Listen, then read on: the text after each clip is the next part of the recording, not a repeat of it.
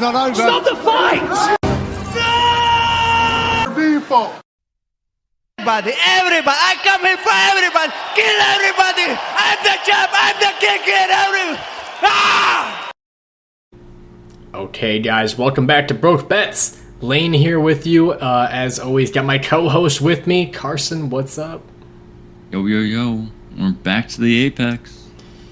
Yes, we are back to the Apex. Another goofy card. We got two of them in a row, but we'll still have some decent fights on here. So, first fight, Miranda Maverick versus Dione by Barbosa.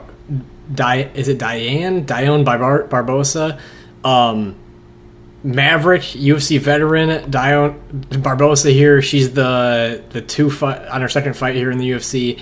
We're gonna take Maverick.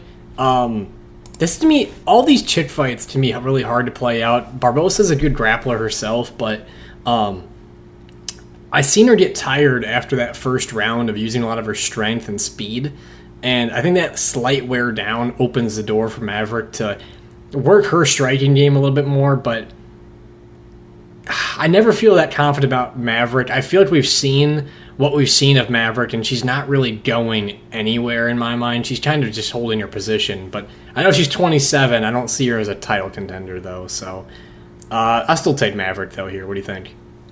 Yeah, she's the younger fighter and has also fought the better competition. It's going to be a match of who's getting those takedowns.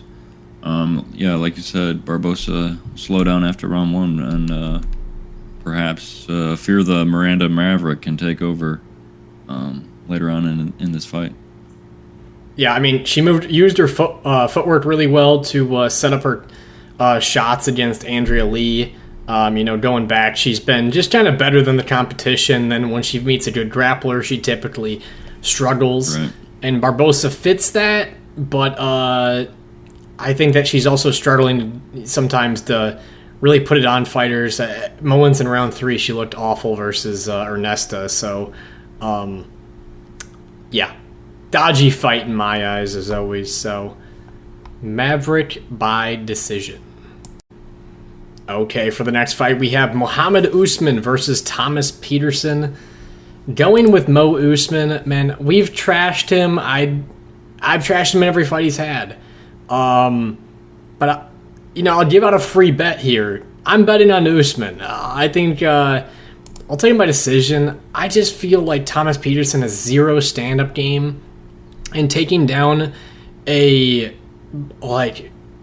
super obese Chandler Cole on the contender and having slight wrestling credentials that can move your way up at these heavier weight classes earlier on in the game, and then coming into the UFC, he had no setup for takedowns versus Pogs, and just lost out there, and he's clinching the fence, doing no damage. Also, just with complexion and stuff, and Mohammed Usman having a jab, damage will show on Peterson's face, and it really showed in Jamal, jabbing him in the face. So I'm just gonna go with Usman. I don't think he's good, but I do think he wins this fight. Yeah, Jamal Pogues is not great, and Thomas Peterson lost pretty clearly to Jamal Pogues. So, I think Usman's probably the better wrestler too. Perhaps he could get some control time there as well with some of that wrestling. And yeah, like you said, he's got a decent jab, but I think this is Peterson just not being very good and fading. He's just got no craftiness to his stand-up, and Usman, at least if he stands his ground, he's got that jab. Usman can struggle on the back foot, but in terms of what we've seen, and then also UFC level experience, it's just a big deal for I think Usman to be able to pull off this fight. So yeah, Usman by decision. Okay, for the next fight, we have Cody Durden versus Bruno Silva. Very close fight here. I'm going to side on the Durden side by decision. He's got that good takedown ability as well to hold down some of their flyweights, but he slows down as the fight goes on, which is a scare. But the overall threat of the takedown can open up the striking here for Cody Durden. He's also probably the pressuring fighter, pushing Bruno Silva back against the cage. Silva's fast with good kicks, but and has actually really good takedown defense. You can see in the Ulanbekov fight, he got taken down like 5 times, but there's no real control. And yeah, I think this makes for a good matchup here, but I'm going to say Durden just has a little bit more criteria to score on. So, yeah, give me Durden. Yeah, I think this will be a really fun fight. I kind of lean towards the side of Bruno Silva. I think he's really quick. He's got really quick kicks as well, and which can open up his hands. Against Tyson Nam, I believe that was his last fight. He had a sweet kick up the front. Yeah, up the front, and then yeah, he pretty much polished off that fight by finding the back, finding the submission there. So that movement for him is really key. Durden sometimes can be too focused on the hands and not use the kicks, and that does open up a lot of opportunities for Silva to get damage in this fight, and it'll come down to an interesting scorecard or a finish if he can get it. So, but yeah, Durden by decision. Okay, for the next fight, we have Luana Carolina versus Lucie Pudilova. Taking Luana Carolina here. She's just high volume. She's got no damage in her game, but she's one of your classic chick fighters like Caitlin Chukedian. She can throw a million strikes. She can land very few, do very little damage, but she'll win decisions over a lot of girls. So, taking Carolina by decision. What are your thoughts here? Yeah, she missed weight by like 3 pounds in her last one. Yeah, we'll see what happens on the scales here, but she just throws a ton of volume. Is hard to take down too, so that is very key in a lot of women's MMA fights, because a lot of times if they're able to take you down, that pretty much secures the round. So she's hard to take down, and yeah, throws a ton of volume, which the judges will like. And I think she'll win a decision here. And Pudilova is going to be, I think, just slightly lower on the output for the striking. And just like you're saying, she probably would go for a takedown and fail to really execute those takedowns. So, yeah, Carolina by decision. Okay, for the next fight, we have Brian Kelleher versus Cody Gibson. The old men are fighting. Gonna take Cody Gibson, if you ask me. Just, Kelleher's just been, fed to the wolves a little bit, and Gibson's just an, obviously looked at that, but look at both of their records, but up and down career, and at times can be dangerous, but was totally behind in the Johns fight, did not fight well at all.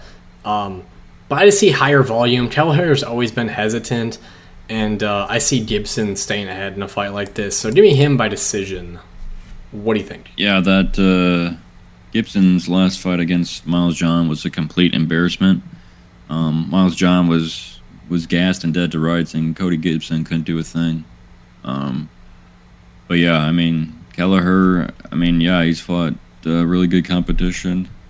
Look at his losses: Cody Garbrandt, Mario Batista, and Umar Nurmagomedov, his last 3 fights. And then, Cody Gibson's fighting Miles Johns and Brad Katona, so maybe Kelleher's able to pull off the upset here, but yeah, I just think Gibson will have a little more volume and will be doing a little bit more damage, but yeah, we'll see. His size and his frame too will help, and then also being a southpaw, or liking to stand southpaw sometimes, Gibson also takes away that lead kick that Kelleher was hitting on Garbrandt a lot, so a lot of weapons are gone there. Yeah, and Gibson's like minus 235, which is crazy after his last performance. Yeah, and very hittable. We know Kelleher does have knockout power, although we haven't seen it for a while. He's also got a guillotine, but other than that, old man fight, we'll take the less older man per se. Okay, for the next fight, we have Hyder Amil versus Jeong Lee. Give me Lee. This dude is a big featherweight. In that Blake Builder fight, he looked huge. The boxing is pretty crisp. That right hand is pretty lethal. And, I don't want to discount Hyder Amil, not in the position where I'm going to bet on Lee, because Amil looked so good versus Fernie Garcia, but it was also Fernie Garcia, so you got to take that into consideration. So there's not a ton of confidence on that side, but he just has this forward pressure style where he's going to force you into a firefight, and it's kind of sink or swim situation for his opponent. And I think Lee does get the better shots landed, but we're going to spend a lot of time, I think, in the clinch here in this type of a fight. So yeah, give me Lee by decision. Yeah, Amil will definitely be forcing that action. He'll be walking, and I think he'll be walking into strikes from Lee here. I think he's a sniper, and I think he'll be able to capitalize with Amil trying to march forward and eating some of those strikes. He'll probably be he probably will be taking some strikes to throw some strikes. So I think Lee will get the better of him in that aspect, and I just think he's the slicker striker here. Yeah, curious to see how this would play out if it turns into a big dogfight. Obviously Amil wants it that way. Right. And his gas tank would kind of help that way. But, yeah, I like this matchup a lot. This is a potential fight of the night. So yeah, Amil is super entertaining. All right, Lee by decision. Okay, for the next fight, we have Loik Radzhabov versus Trey Ogden. Don't know with Trey Ogden. Ogden's in these weird roles where he's either the one ahead in a fight and he's kind of comfortably ahead and just winning the fight, or he's behind in a fight and he's just not doing enough to try to win. So I'm going to say he just plays on the outside with his jab because that's what he wants to do. He's also got, a decent ground game himself. We know Radzhabov's pretty strong, can get the fight to the ground, but other than his size, I really don't find him that impressive. He was just way, way bigger than Silva in their last fight, and Silva was kind of mounting a comeback before the knockout. Carrying all that extra weight at this weight class will just get him tired faster. I feel like Ogden can just stay on the outside, like I said, with that jab, touch the face. He might even be able to land a takedown or two of his own, but yeah, Ogden fights. So yeah, yeah. I mean, he goes into these fights with a good game plan, and he plays spoiler quite often. He kind of bores us, but it obviously works for him. With him winning most of these matchups, he's got a really, really good quick jab, and it's hard with his length to get inside of that. He's constantly throwing that out. And yeah, like you said, a good grappler as well. I mean, Trey Ogden's never knocked out anybody, but he's also never been knocked out himself either. So I don't see that changing here. Which is absolutely insane for having 23 fights to never have been knocked out or knocked someone out. And that's why his overs play extremely well, because every single time he's in one of these fights, he pretty much just is hesitant and doesn't want to get hit. So overs play. All right, Ogden by decision. Okay, for the next fight, we have Steve Garcia versus Seung Choi. Another really good matchup. Going with Steve Garcia, he's just been mounting these big electric wins, 3 in a row. There's a scare, however. In round 1, he's definitely a little bit more loose style, open to be hit. But when he gets his opponents tired, it is game over for the most part for him. I can't remember exactly how it played out with the Costa. The Costa one, he choked him out and then also ground and pounded him while he was choked out, I believe, which was pretty brutal. The body shot to Durden Becky was brutal. The teeing off on Chase Hooper, just very underrated. A couple of fights he's strung together and a ton of power at the end of that left hand. So I like him by a second round knockout. I think Choi might even try to grapple here and then get tired and repeat the process. Yeah, Garcia's got a ton of power, and he puts pressure on these guys. And Choi, I mean, he is hittable. I mean, he's been hurt in quite a few of his fights. So I feel like at some point Garcia will be able to touch that chin and put Choi out. Yeah, I mean, like you said, Garcia's his last 5 fights, 6, 7 fights, his last 7 wins were all by finish. So he's an absolute killer, and he's super entertaining. Yeah, and in that Nuremberg fight too, I mean, this brings up how he could get knocked out in round 1. He got dropped really early in that fight. Choi's been a guy who's similar, but I don't think he just doesn't have that comeback ability and that grit to win the fight once he's been knocked down type deal. He's more of the guy that tries to fight the consistent game plan, or he gets a little bit overeager and gets himself caught. So, yeah, good fight. Look for under, I think, on this one. So, Garcia, KO, round 2. Okay, for the next fight, we have Choi versus Bill Algeo. Going with Bill Algeo, you kind of need that post-fight speech from Bill Algeo if he's going to win, right, Carson? Yeah, absolutely. Bud Light drinking. Dalai Lama licking. I can't remember all the lines, but... Yeah, those were the 2 I remember. What do you think of this fight? Yeah. Obviously, Bill Algeo, I think that was his first time getting KO'd in his last fight, so...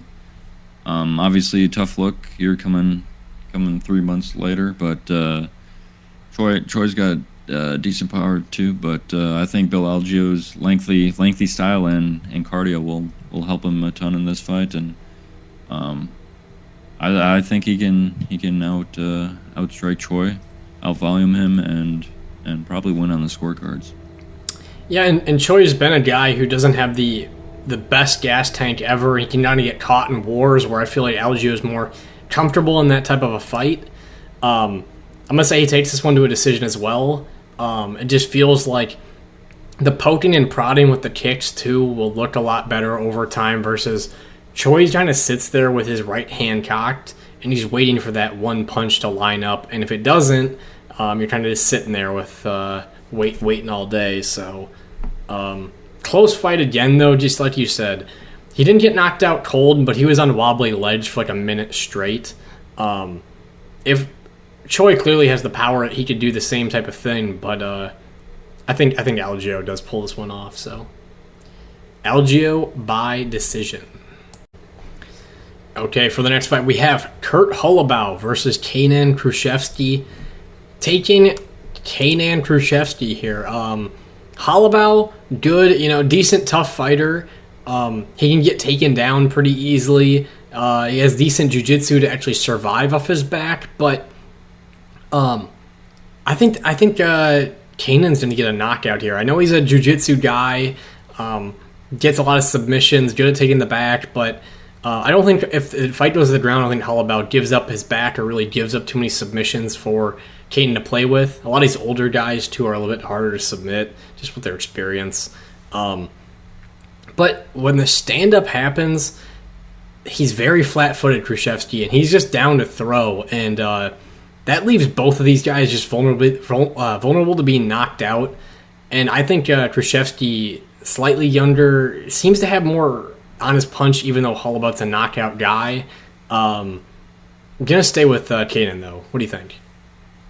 Yeah, both these guys are dangerous and tend to finish their fights more often than not. Khrushchevsky's only been to 2 decisions, and the rest are finishes. So, yeah, and then his 2 losses are also by finish. So, he's typically going or not going to the judges' scorecards, and same for Kurt Holobaugh. I mean, obviously Trey Ogden in his last one went to the judges' scorecards, but prior to that, it's all been second round finish, second round finish, second round finish, first round. So I mean, they're both killers, and I think either one of them has the potential to win inside the distance here.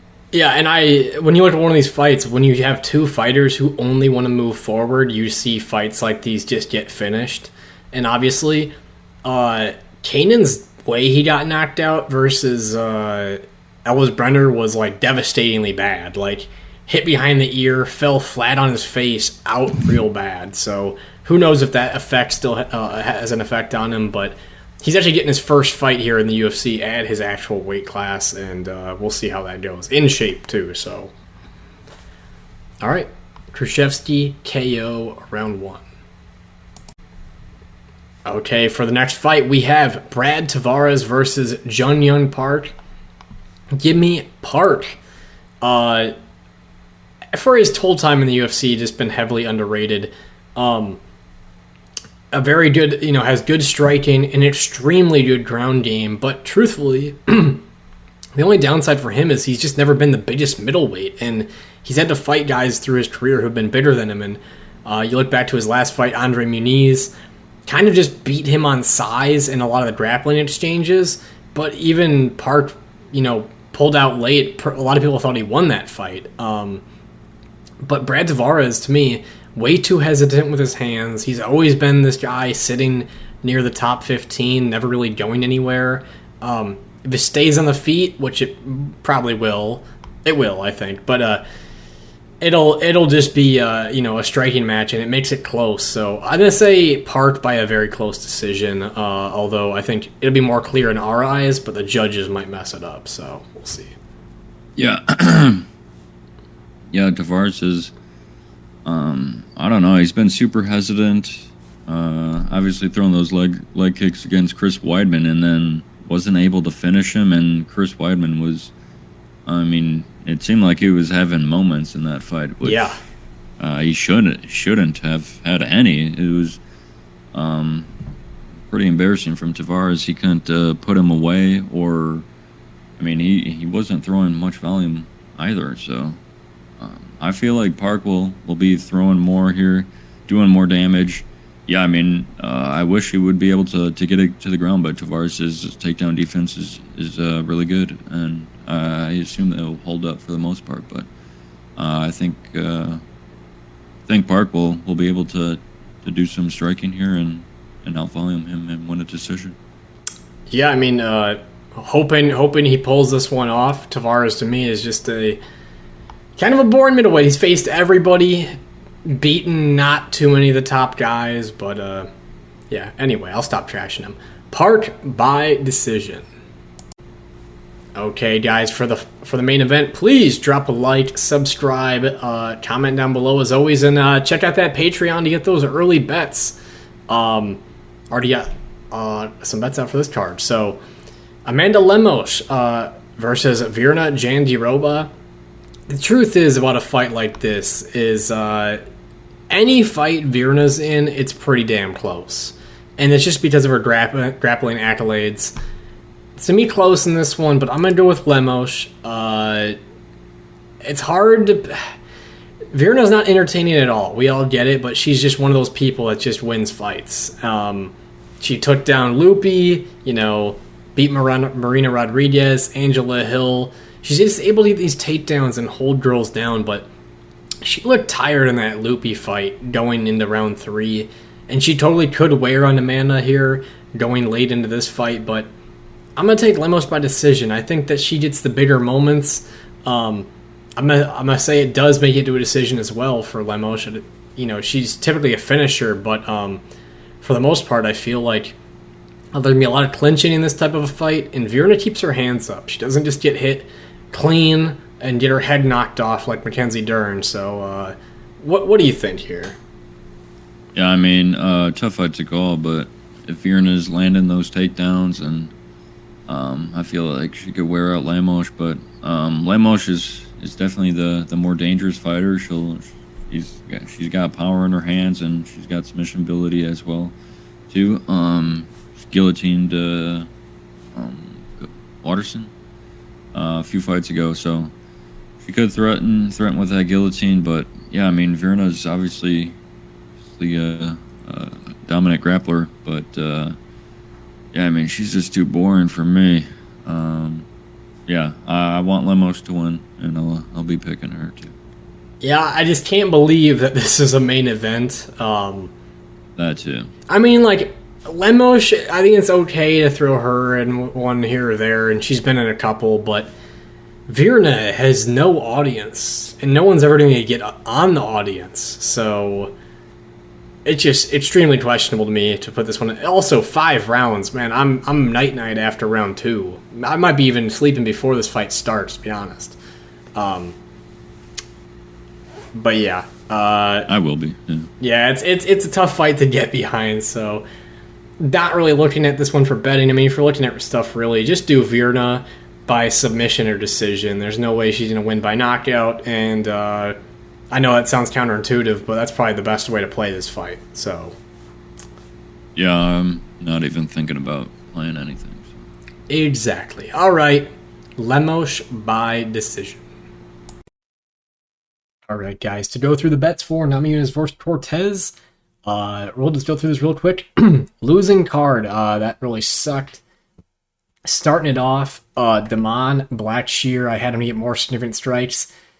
Montel knocked him out so fast, there wasn't even the opportunity to really even win this bet. So, technically a bad bet, but the fight didn't even really hardly play out. So, instant loss on that one. That was pretty rough. That's the fastest you can lose a bet right there. Unless you, of course, bet on Damon, then also that's another way. Brunage and Abdul El Hassan under 1.5 rounds. Got totally robbed here. My God, Cody Brunage is just... God, of course they put Bo Nickel against him. Jesus Christ, dude. Like, you're sitting on a single, getting nowhere, getting elbowed to hell, and... I mean, frankly, Dan Murtaliata shouldn't really stop it when Brunage is pinching his head in between his arm, and the only thing shown is the back of the head. I know at least one hit the back of the head, but Jesus Christ, dude. Then he got to stand up and do the acting routine to act like he's hurt. He's got to get cut from the roster. My God, that dude sucks. Following that up, Drew Dober, under 49.5 strikes. I think he got 59. But you have to admit, Dober didn't really land clean too many times. He had some decent body shots, but overall, I felt like that number could have been, closer if they looked at the significant strikes differently. But any strike at distance, they'll account, and there were more done there than like in the clinch and in the pocket. So anyway, lost that one. That was my play. It's kind of like another way of playing the under. I kind of wanted to play the under 1.5, but I thought, if it goes under 1.5, Dober will have under that many strikes, and I beat a ton of line movement with this one as well. The same line was seen at having 39.5 strikes like a day later, but missed on that one. Gene Silva's the man, though. And then parlay is Bonfim and the over in the Jasmine fight. Pretty easy hit. Bonfim had a little bit of shakiness, but 30-27 on 2 judges' scorecards. And again, the woman's over is pretty easy to hit. So, small setback card, but truthfully, that Brunage thing fucked everything up. I mean, not everything up per se, but it set us back because we would have been at minus 0.09 units. Clearly, that one was going under. It was close to even getting a stoppage as it was, but a little goofy. So, not horrible result coming off a sweep week. And yeah, guys, check out the Patreon. Stay tuned for those bets. And as always, guys, peace.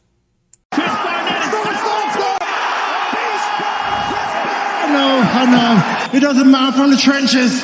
I'm built like this. The aunt doubted me, so I couldn't do it. The aunt said I couldn't do it. Look at me now.